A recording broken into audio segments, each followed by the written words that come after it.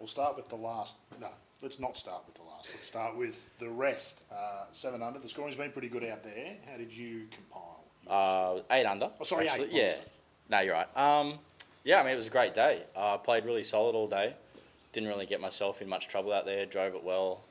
Always in the fairway. Hit a lot of greens. Missed a couple. Didn't get up and down on 6.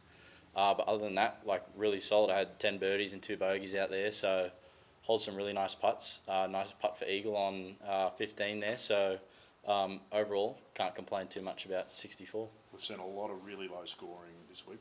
Did you expect that from the practice rounds and from what you saw? We've seen already, there's 2 of you at 8, there's a bunch of guys at 7. 4 looks to be about even par this week. Yeah, definitely. I mean, you've only got to look at the scores from the last few years and know that there's certainly some low numbers out there.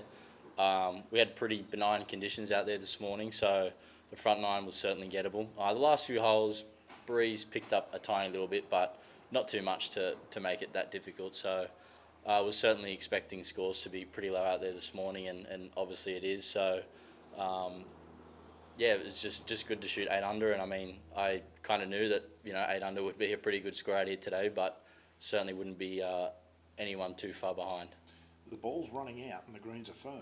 The scoring shouldn't be this low, should it? Yeah, well, you'd think so. I mean, it is quite firm out there. That makes the course play a little bit shorter, but the other way you think about it is that it can bring some other hazards into play that aren't necessarily in play, when the course is playing, regularly. So, even on the last hole there, on 18, I hit a great 2-iron and picked up the tee and got up there, and it ran through into the bunker, which I didn't think I could quite reach. So, and the firm greens, they're certainly a lot different to what they were on Tuesday. So I had a few shots out there today that just kind of landed on the number and finished, a little bit behind the hole, which was tough to kind of judge. But once you kind of got the hang of it through about 9 holes, was kind of able to adjust and make changes and get it going. Yeah, to a player, they're saying they're putting beautifully though, so that takes some of that pressure. If you get it online, it's going to go in. Definitely. 10, yeah, 15, 20 feet. Hold a few nice putts early, which got some confidence with the flat stick. So.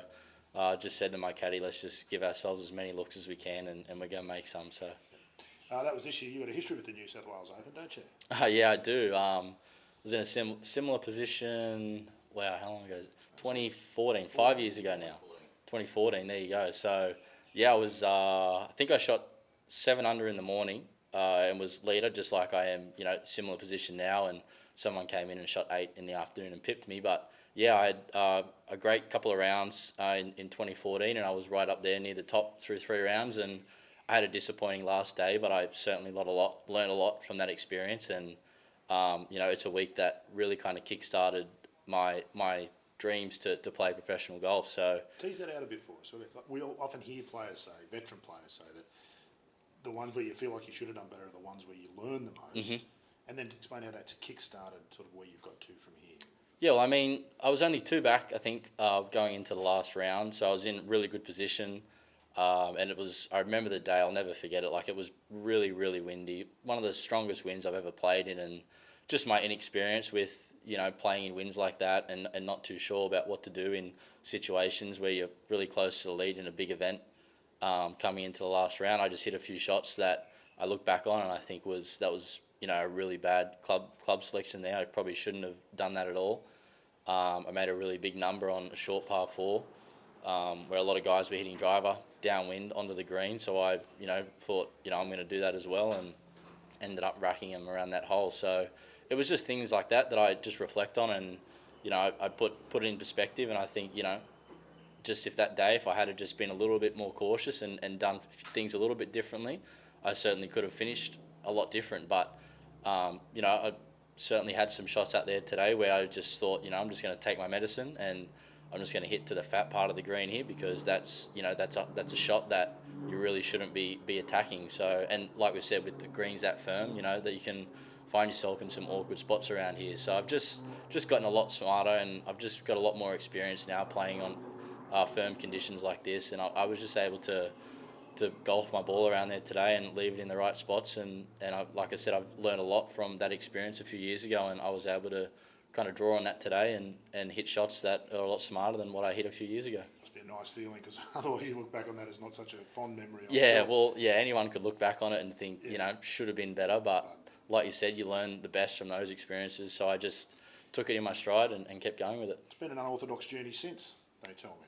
Yeah. School, then back to college. What's all that about? Where's Justin Warren now? Are you pro? What are you doing? Yeah, well, I had a bit of a rough run there in college. I was at a junior college, so that's a 2-year school, and then from there you transfer and finish your last 2 years at a 4-year school, so in the NCAA.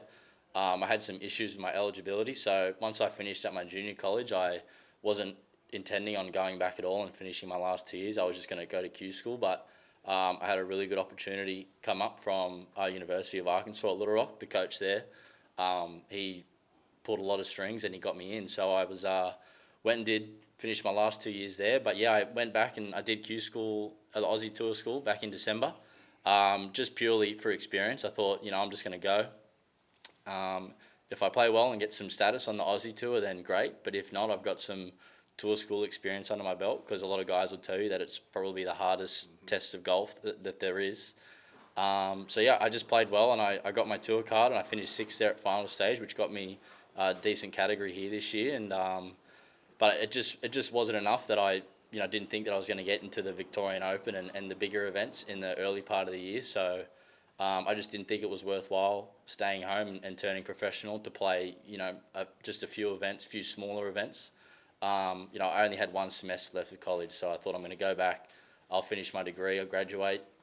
I'm going to have a great 4 months in America playing really good golf courses and really good competitive golf. And I just thought after that 4 months, I'll almost certainly be ready to turn pro. So I came home, basically turned pro 1st of June, and then I've just been playing as much as I can, trying to get some money in the bank and traveling overseas, trying to get cards overseas. Just went and did European Tour School. I missed the final stage by 2 shots, which was disappointing, but another great learning experience, and I'll certainly be better off for it for the future.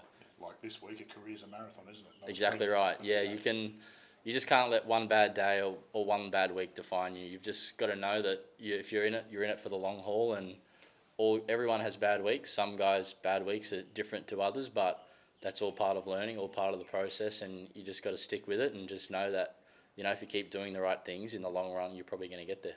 Last one, what do you do now? There's 3 days to go, obviously, which is a lot of golf. Yep. What's Justin want to do now?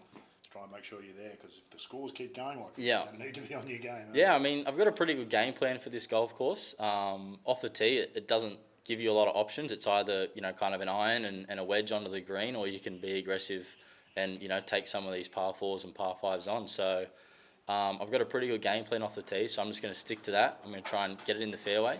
And then from there, I mean, I can, just kind of pick and choose my pins, where to go at and where not to. And just going to try and keep rolling in some putts and we'll see what happens. But yeah, I mean, I can't take the foot off the pedal, because there's guys out here that are going to keep shooting low scores. So I mean, I stuck to my game plan today and it resulted in a 64. So I mean, just stick to it, stick to the process and we'll just see what happens. Get to Sunday and have your revenge. Exactly right. Yeah. Good on you, mate. Well played. Cheers. Thank you. Thanks, mate. Well played. Thank you. Appreciate it. Appreciate it.